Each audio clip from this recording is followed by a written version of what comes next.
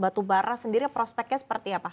Ya batu bara biasanya proxy energi, jadi mengikuti harga minyaknya yang kemarin kita tahu harga minyak naik setelah ada konflik geopolitik yang tereskalasi. Biasanya untuk short termnya harga batu bara juga ikut mengekor karena sama-sama energi seperti itu.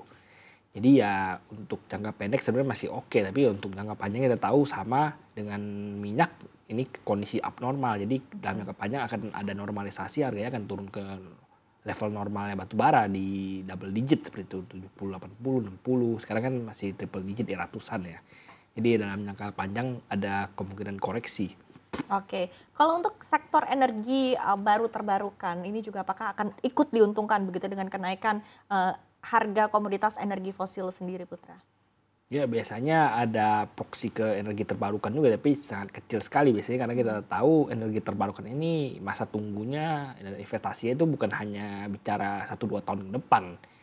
Ya kita tahu energi terbarukan ini bicara dekade, 2 dekade, 3 dekade seperti itu. Jadi ya ketika nantinya investasi ini ingin membuahkan hasil sampai jumbo ya harus masa tunggunya memang agak lama seperti itu. Kan investasi ini investasi jangka panjang masa depan seperti itu. Oke, kalau kita lihat nih misalnya seperti Pertamina Geothermal Energy ataupun juga PGO di tengah kenaikan harga kenaikan begitu ya untuk emiten-emiten di sektor energi fosil utamanya. Tapi kita lihat di sini ada pelemahan. Apa yang sebetulnya dilihat begitu oleh para pelaku pasar?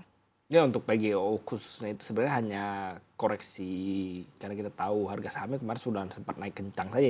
Jadi memang kalau ada koreksi ya wajar-wajar saja kita tahu. Ya BGO sudah sempat menyentuh 600, 700, lalu sekarang di level ribuan. Jadi ya memang ketika ada koreksi ya memang masih wajar seperti itu, koreksi wajar saja. Oke, kita beralih ke sektor lainnya, sektor perbankan. Ini juga menarik untuk kita lihat pergerakan dari perbankan big caps ya, tampak dominasinya melemah meskipun sebetulnya pelemahannya juga masih cenderung terbatas begitu ya. Tapi apa yang saat ini juga tengah dilihat oleh para pelaku pasar sehingga pergerakannya cenderung kurang ceria begitu di awal pekan ini? Jadi seperti saya katakan yang tadi ya karena ada konflik geopolitik ya untuk emiten-emiten lainnya selain energi itu lebih baik wait and see. Jadi terlihat sekali wait and see hari ini di saham-saham perbankan big cap ya seperti BCA, ya hijau tipis, lalu BMRI, BNNI, BBRI itu merah tipis. Jadi memang hanya sideways saja bukan terkoreksi sebenarnya, hanya investor ya wait and see seperti itu. Jadi ya memang masih merah tipis dan hijau tipis seperti itu. Oke, sektor-sektor apa lagi menurut Anda baiknya kita tinggalkan dulu begitu di tengah situasi wait and see ini, Putra? Ya, Selain perbankan ya tadi Anda bilang. ya sebenarnya jika memang ingin keluar dari pasar modal ya sektor-sektor konsumer biasanya di tengah kondisi seperti ini memang kurang menarik seperti itu. Jadi ya sambil menunggu bagaimana konfliknya kira-kira terselesaikan atau terdeeskalasi itu ya lebih baik tidak main di saham-saham ya seperti sektor konsumer dulu seperti itu. Tapi berapa lama begitu untuk rentang waktunya? Karena sekali lagi kalau kita berbicara terkait dengan sektor consumer yang tengah dinanti juga oleh para pelaku pasar ini adalah masa kampanye begitu untuk Pilpres 2024 dan sudah semakin mendekati akhir tahun begitu sudah semakin dekat juga dengan waktu yang dinanti-nanti oleh para pelaku pasar.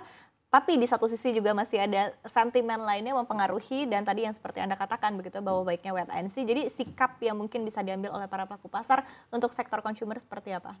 Ya bicara periode, bicara waktu itu memang kembali lagi ya ke berapa lama kira-kira konflik geopolitik di Timur Tengah ini akan terjadi seperti itu. Jadi ya kembali ke sana lagi bagaimana nantinya ke depannya apakah akan ada balasan atau lain sebagainya. Itu sangat mempengaruhi sekali. Bicara tahun politik memang secara di atas kertas itu ketika masuk tahun politik itu daya beli masyarakat akan naik karena ada rembesan uang politik seperti itu. Tapi ya sebagai catatan lagi kembali ketika memang rembesan uang politik ini berhasil menaikkan daya beli masyarakat biasanya secara historis impact yang ke saham-saham konsumer itu sebenarnya terbatas saja seperti itu. Di atas kertas ada kenaikan daya beli tapi impactnya terbatas ke harga saham-saham konsumernya seperti itu. Jadi ya memang kalau untuk saham-saham konsumer ini kita harus lihat kembali yieldnya seperti apa seperti itu ya. Ketika memang yieldnya sudah tinggi di atas misalnya 9%, 10%, jauh di atas deposito itu baru menarik masuk seperti itu.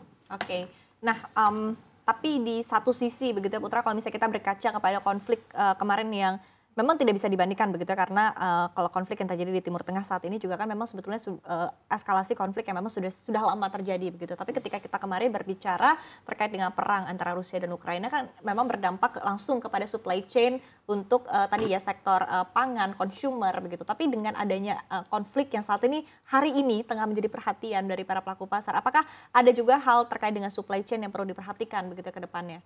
Ya sebenarnya kalau konflik Timur Tengah ini supply chain konsumer ini cukup aman ya. Kita tahu supply chain yang terganggu waktu itu kan ketika Ukraina salah satu pemasok gandum utama. Jadi ketika ya terjadi perang ya akan ada gangguan supply chain di kita tahu seperti INDF, ICBP yang mayoritas labanya dapatkan dari mie instan seperti itu yang diperlukan gandum. Jadi ya ketika terganggu ya bermasalah seperti itu. Jadi untuk Rusia Ukraina sendiri sebenarnya dampak ke supply chain saham-saham konsumer terbatas. Oke, jadi lebih cenderung terbatas begitu ya.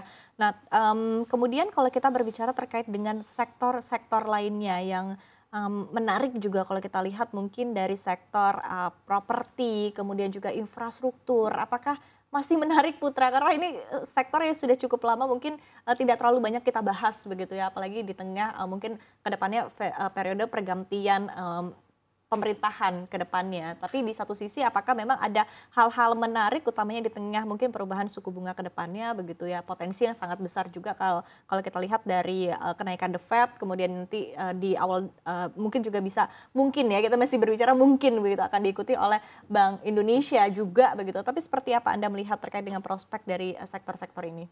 Ya untuk properti sendiri memang cycle-nya belum ke sana ya. Kita tahu cycle-nya properti itu biasanya ketika energi sudah usai, ya orang sudah banyak duit dari energi ya kita tahu misalnya komunitas sudah naik kencang lalu orang cuan dari sana itu baru uangnya akan masuk ke properti dibelikan properti. Jadi untuk sementara masih belum cycle masih sana belum sana karena harga properti harga komoditas saat ini masih tinggi, batu bara masih triple digit, lalu ya minyak ya baru kembali naik seperti itu. Jadi ya uangnya masih di komoditas semua rata-rata energi terutama ya uangnya masih belum ke properti, cycle-nya belum sana. Untuk infrastruktur sendiri sebenarnya masih menunggu wait and see, lebih baik ya kita tahu sudah memasuki tahun depan tahun pilpres ya bisa jadi ketika pemimpin yang terpilih itu berseberangan dengan pemimpin yang saat ini ya akan ada perbedaan kebijakan seperti itu. Jadi ya nantinya proyek IKN ini yang kita tahu akan menjadi pundi-pundi utama saham-saham infrastruktur itu bisa tidak menjadi prioritas seperti itu. Jadi ya ada ketakutan seperti itu. Jadi ya investor lebih baik wait and see.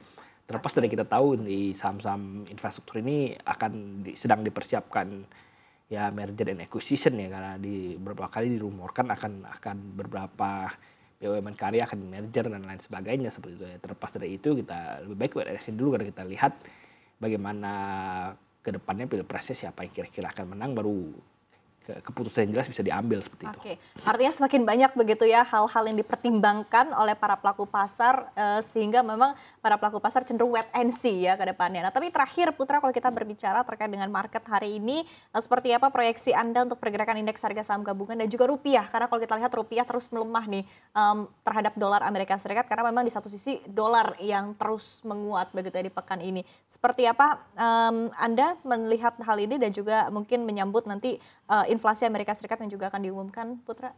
Ya untuk ketakutan akan rupiah terlebih dahulu memang akan ada ketakutan ya karena kita tahu ya tahun ini disebutkan akan dinaikkan sekali lagi ya memang dinaikkan artinya sangat tipis sekali marginnya dari The Fed dengan BI rate seperti itu. Jadi ya ini berinvestasi dalam negeri juga tidak menarik ada capital outflow seperti itu ya.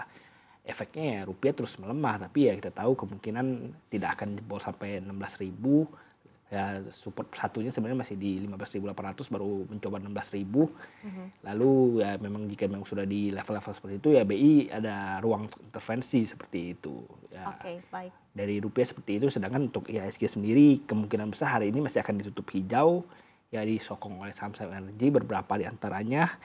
Ya kemungkinan masih akan bergerak walaupun masih hijau kemungkinan tidak akan berat menjebol level 7.000 ya jadi masih akan ada di level 6.900-an seperti itu. Oke, untuk indeks harga saham gabungan IHSG di level 6.900-an begitu level yang ada saat ini kurang lebih begitu dan di satu sisi tadi untuk rupiah supportnya ada di 15.800 begitu ya baru kemudian mungkin ada support kuatnya adalah di 16.000 begitu ya Putra ya.